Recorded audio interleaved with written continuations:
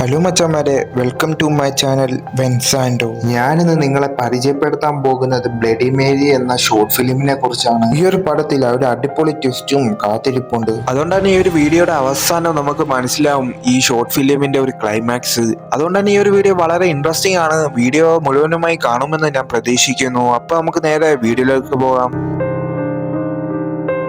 First സീനിൽ തന്നെ നമ്മളെ നായിക ഒരു ഇരുട്ടുമുറിയിൽ മെഴുകുതിരി കത്തിച്ച് വെക്കുകയാണ്. അതിനെന്തിനാന്ന് വെച്ചാൽ ഒരു ബ്ലഡി മേരി എന്ന് പറഞ്ഞ ഒരു പ്രേതത്തിനെ ആവാഹിച്ചെടുക്കാനാണ്. Bloody Mary.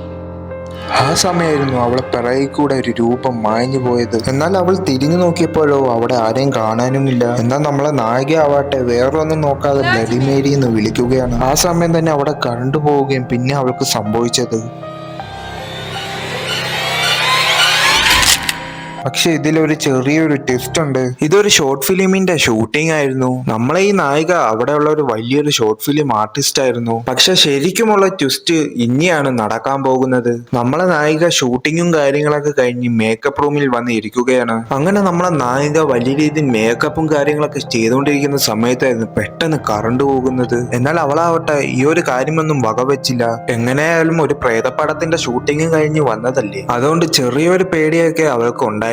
അങ്ങനെ അവൾ അവിടെ ഉള്ള എല്ലാരെയും വിളിച്ചോണ്ടിരിക്കുകയായിരുന്നു. അപ്പോഴായിരുന്നു പെട്ടെന്ന് അവളെ അടുത്തൊരു രൂപം വന്ന് പോകുന്നത്.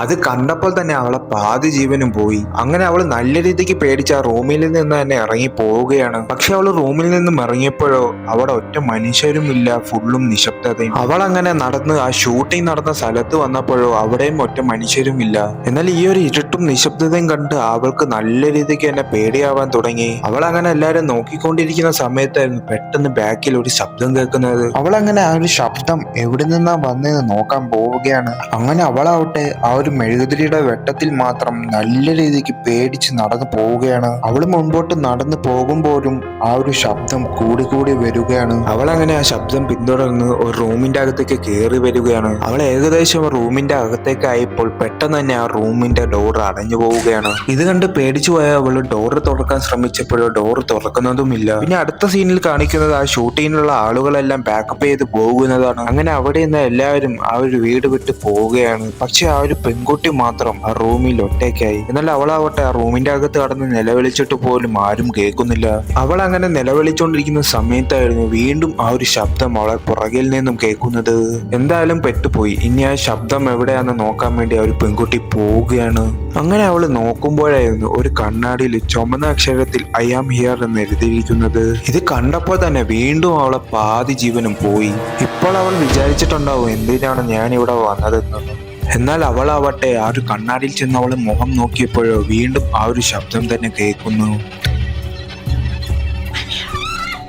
ശരിക്കും ആ ഒരു ബ്ലഡി മേരി ആ ഒരു വീട്ടിൽ തന്നെ ഉള്ളതായിരുന്നു. അവസാനം കെട്ടുകഥയാണെന്ന് വിചാരിച്ച് വിളിച്ച പ്രേതം തന്നെ ശരിക്കും ആ ഒരു പെൺകുട്ടിയെ കൊന്നുകളയുകയാണ്.